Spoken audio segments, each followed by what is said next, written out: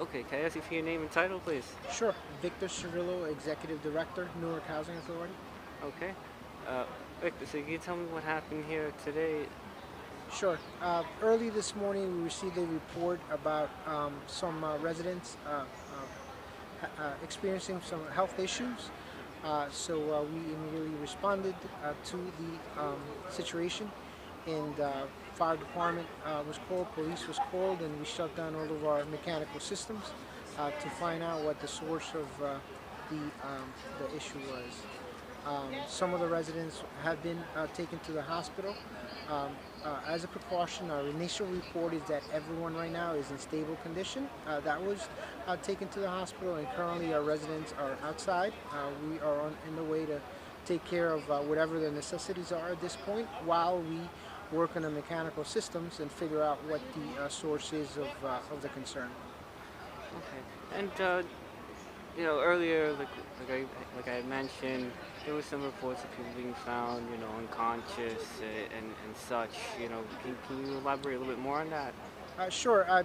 Right now, I don't have any information about the severity of the effects of what has happened at this stage. However, the more important thing is that we have had received reports about everyone being in stable condition, and that's a positive.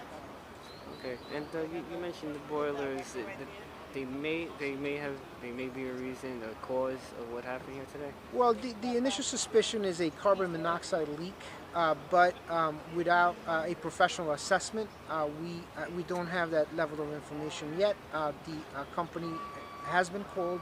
They are here and they're working together with PSE&G to try to address and figure out, first assess and figure out what the cause has been. Okay. And just pick a little bit of history on this property. Has there ever been an incident like this before? Um, we haven't had an incident of this sort any of our properties, at least for the last 10 years that we know of. These things tend to happen, especially at the beginning of the heating season. And we have all hands on deck. Everyone's here. The city has been very helpful. They have sent all of the resources to try to make sure that we are here for our senior residents and that we are here for whoever has been affected. Our goal is to make sure that hopefully by the end of the day, all of the mechanical systems are in place and everyone is back into their apartment. Okay. Right there.